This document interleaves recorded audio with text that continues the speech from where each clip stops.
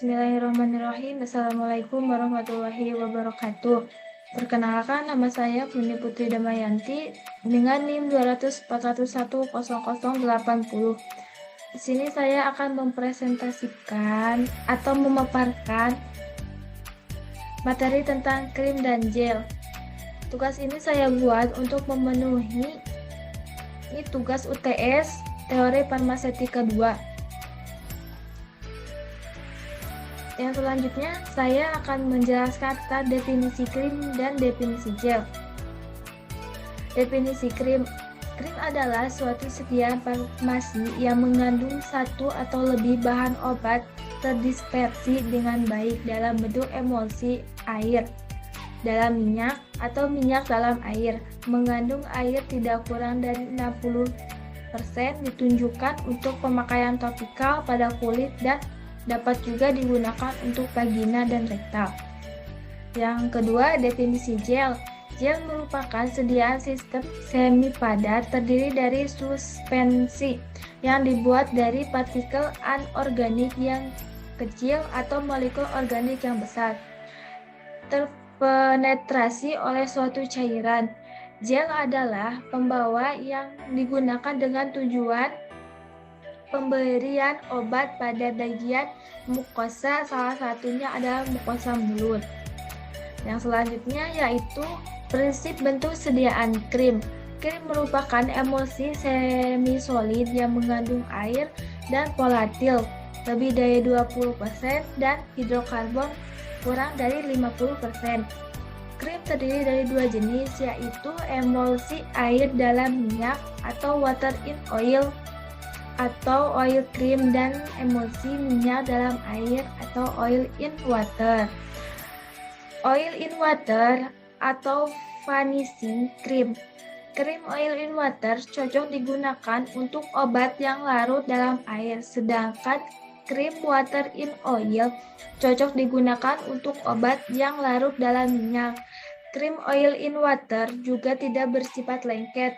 Krim memiliki sifat melembabkan dan mengandung emolin dibandingkan dengan salep. Krim memiliki sifat oklusif yang lebih rendah secara kasat mata. Krim tampak ovakui kental dan sebagian besar mengalami evaporasi ketika dioleskan ke kulit. Krim water in oil cocok digunakan pada kondisi kulit yang kering atau bersisik, misalnya dermatitis, atopik, dan psoriasis, atau sebagai protective butter.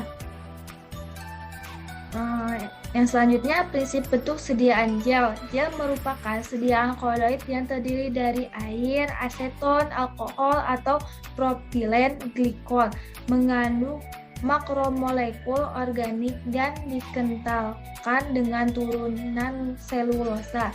Cara kasat mata, gel tampak transparan dan cepat mencair ketika berkontak dengan kulit dan tidak bersifat oklusif. Sediaan gel juga mudah dihilangkan dengan air, sehingga tidak sesuai dengan kulit yang mudah berkeringat. Namun, sediaan gel juga ada yang mengandung minyak yang disebut sebagai organogel atau oleogel. Sediaan organogel atau oleogel tersebut lebih tahan terhadap air. Basis krim.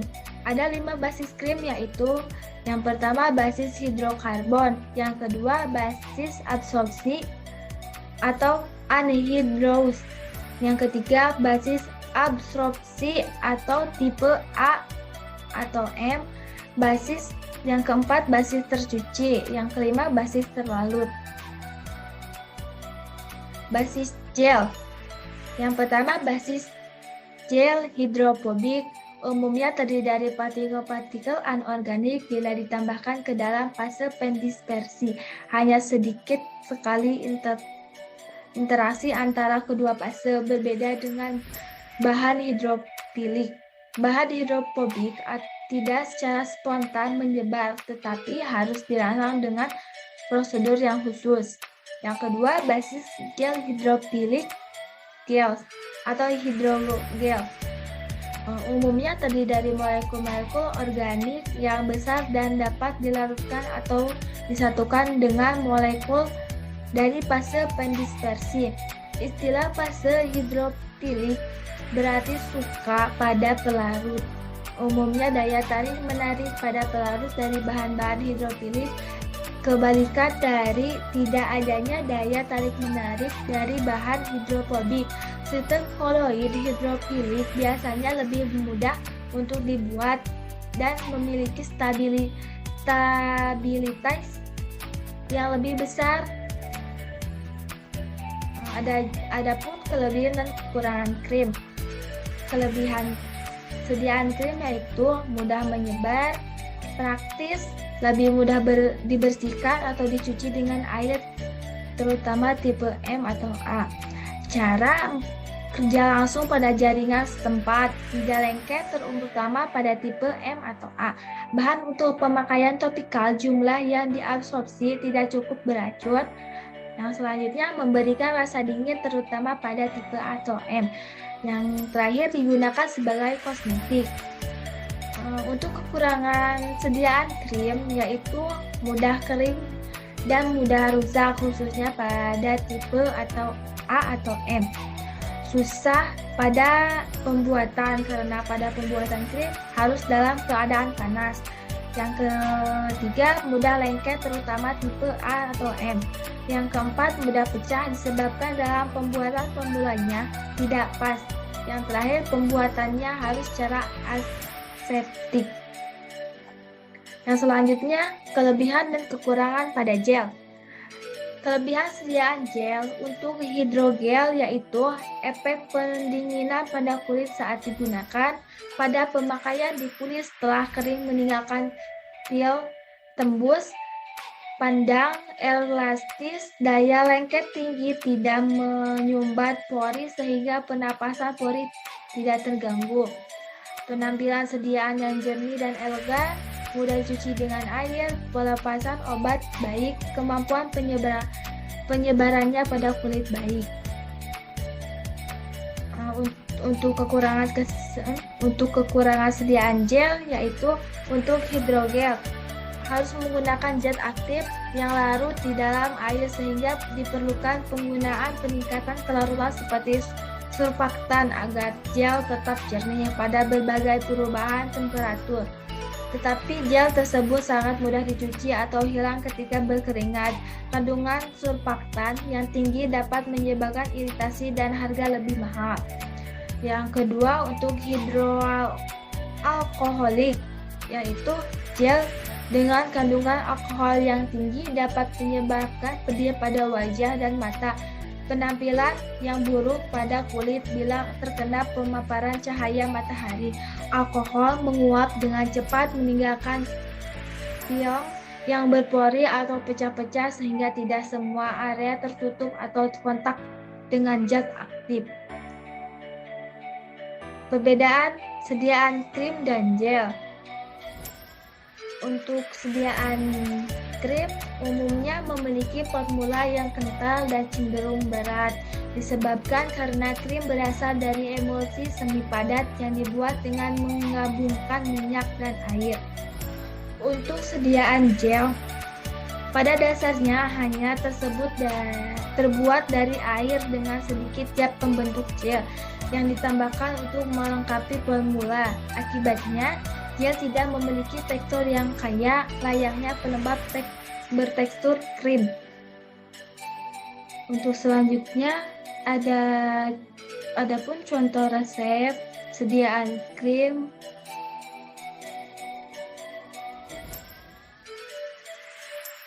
Untuk resep standar, perhitungan bahan, penimbangan bahan, prosedur pembuatan krim. Yang pertama disiapkan alat dan bahan. Yang selanjutnya ditimbang masing-masing bahan. Dileburkan emulgit dan oleum sesami AD cair M1. Dilarutkan kloram penikol dan propylenglikol di dalam layer. Aduk AD larut. Tambahkan aquades M2. Dimasukkan M1 dan M2 ke dalam mortir yang sudah dipanaskan, gerus AD masak krim, dinginkan. Dimasukkan hidrokartison asetat, gerus AD homogen. Kemudian dikemas menggunakan pos salep, diberi etiket. Untuk contoh etiket sediaan krim.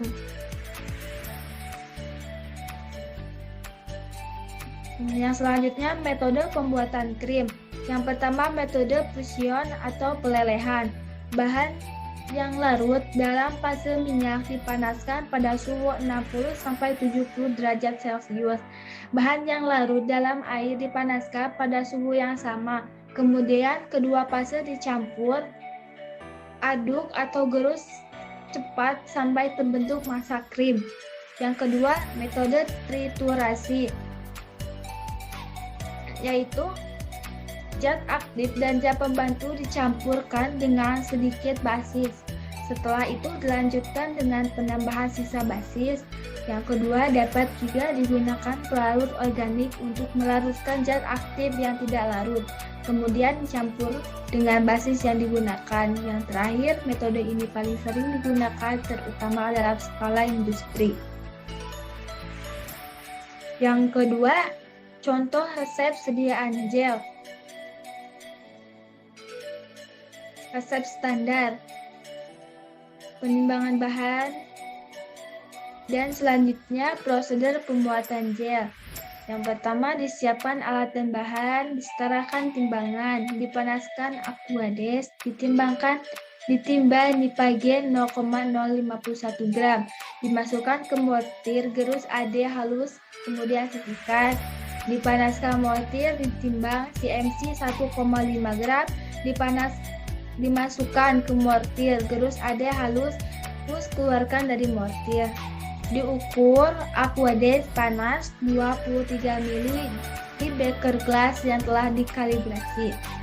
Aquades panas masuk ke mortir yang telah dibersihkan, kemudian taburkan CMC sampai merata. Diamkan beberapa menit atau 15 menit, AD mengembang campuran A menjadi campuran A.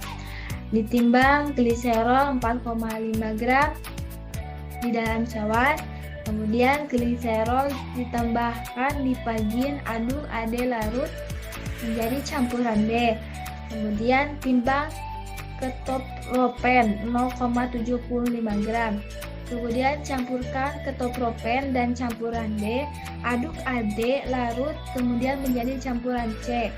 Setelah campuran A mengembang, gerus AD terbentuk mucilago, kemudian tambahkan campuran C, gerus AD massa gel. Kemudian masukkan wadah dan dikemas. Yang terakhir diberi label. Untuk penandaan dan contoh etiket berwarna biru. Kemudian untuk penandaan, gel merupakan zat semi solid yang diperuntukkan sebagai obat atau non obat yang diberikan secara topikal atau dimasukkan ke dalam tubuh sehingga digolongkan menjadi golongan obat luar dan ditandai dengan etiket biru. Mungkin sekian pemaparan materi dari saya. Mohon maaf bila banyak kekurangan. Saya juga masih belajar. Mungkin sekian. Wassalamualaikum warahmatullahi wabarakatuh.